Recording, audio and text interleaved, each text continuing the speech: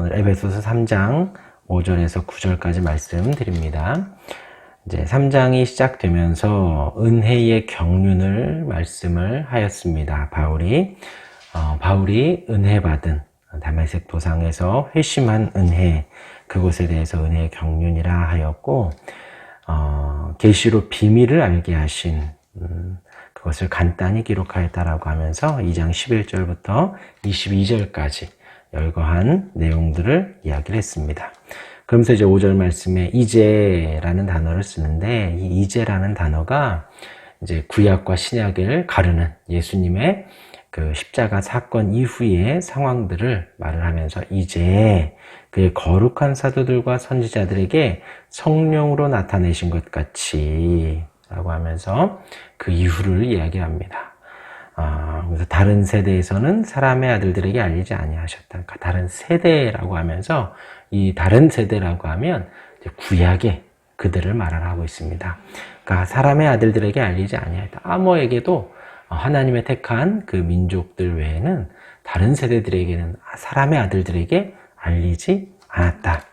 성령께서 사도들과 선지자들에게 나타내셨다.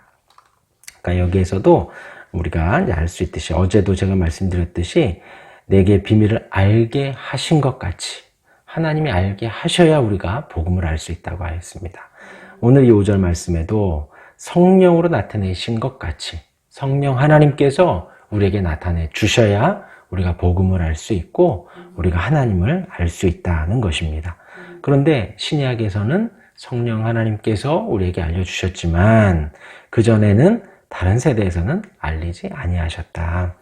이는 6절 말씀에 이방인들이 믿음으로 말미암아, 그래서 그렇게 성령으로 말미암아 나타나셔서 우리 이방인들이 어떤 복을 받게 되었냐? 6절 말씀에 복음으로 말미암아 그리스도 예수 안에서 함께 상속자가 되었다는 거예요.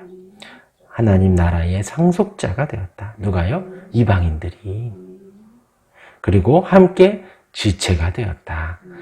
몸된 교회의 한 부분, 한 지체가 되었고 또 함께 약속에 참여하는 자가 되었다. 하나님이 허락하신 그 약속, 천국의 약속, 그 가나안 땅도 영적인 하나님 나라를 의미를 하는데 그 모든 약속에 우리가 참여하게 되었다는 거예요. 누가요? 6절 시작에 모든 이방인들이, 이제 우리를 포함하여서 에베소서 교인들, 그때 당시에 이방인들, 그리고 지금의 우리까지 포함해서 이러한 복을 복음으로 말미암아 함께 상속자가 되었고 또 함께 지체가 되었고 함께 약속에 참여하는 자가 되었다는 것이에요. 그리고 이제 7절 말씀에 그 복음을 위하여서 그의 능력에 역사하시는 대로 내게 주신 하나님의 은혜의 선물을 따라 내가 일꾼이 되었다. 바울이 그 복음을 따라서 복음을 위하여서 일꾼이 되었다는 거예요. 이방인들에게 일꾼이 되게 한 그 계기가 바로 그 복음을 위하여 그렇게 되었다는 것입니다. 그러면서 8절 말씀에 모든 성도 중에 지극히 작은 자보다 더 작은 나에게, 본인을 지금 그렇게 표현하고 있지요. 근데 바울의 입장에서는 그럴 수밖에 없는 것이, 본인은 교회를 죽이려고 했던, 교회를 파괴하려고 했던 그리스도인들을 죽이려고 시작을 했었는데 그것이 하나님의 은혜 속에 회심하고 그 반대로 이제 교회를 세우고 이방인들에게 복음을 전하는 사람이 되었으니 이 표현이 마땅하지요. 모든 성도 중에, 본인은 지금 사도임에도 불구하고 모든 성도 중에 지극히 작은 자보다도 더 작은 자에게 이 은혜를 주신 것은 측량할 수 없는 그리스도의 풍성함. 할렐루야. 우리가 은혜 받은 것은 우리가 복음의 은혜를 누리고 그 평안을 누리고 또 사랑과 은혜를 누리는 것은 그냥 뭐 찔끔찔끔 누리는 것이 아니에요. 이 은혜를 주신 것은 측량할 수 없는 그리스도의 풍성함이에요. 감히 우리가 수치를 측량할 수 없죠.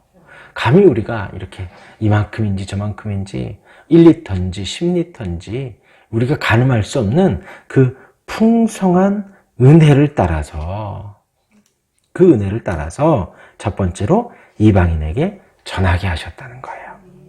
그 은혜를 따라서 바울이 첫 번째로 그 이방인에게 전하게 하시고, 두 번째로 9절에 영원부터 만물을 창조하신 하나님 속에 감추어졌던 비밀의 경륜이 어떤 것을 드러내게 하려 하심이라. 그러니까 본인이 사도로 사역자가 되고 복음을 전하는 자가 되었던 것의 이유 중에 하나가 이방인에게 그 풍성함을 전하고, 두 번째로 하나님의 그 비밀의 경륜, 그 비밀의 계획, 비밀의 경영, 하나님의 그 일하심을 드러내게 하려고. 그렇죠? 할렐루야입니다. 지금 바울이 사역하는 것 자체가 하나님의 비밀의 경륜을 드러낸다라는 거예요. 바울이 복음을 위하여 살아가고 지금 갇혀서 복음을 전하고 있고 복음을 증거하는 그 모든 일 속에 하나님의 계획이 드러난다는 거예요. 하나님의 복음의 은혜가 드러난다는 거예요. 근데 그것이 지금 어떤 거냐? 영원부터 만물을 창조하신 하나님 속에 감추어졌던 그 비밀이 계속해서 드러나고 있다는 거예요. 하나님의 복음을 전하려고 하시고 하나님의 그 복된 소식을 증거하려고 하는, 그렇게 드러내려고 하는 두 번째 이유가 담겨져 있다라는 것입니다. 하나님이 우리에게도 큰 은혜를 주셨지요. 그 은혜는 성령으로 나타내 주시는 거예요. 하나님이 우리에게 나타내 주셔야 우리가 알 수가 있습니다.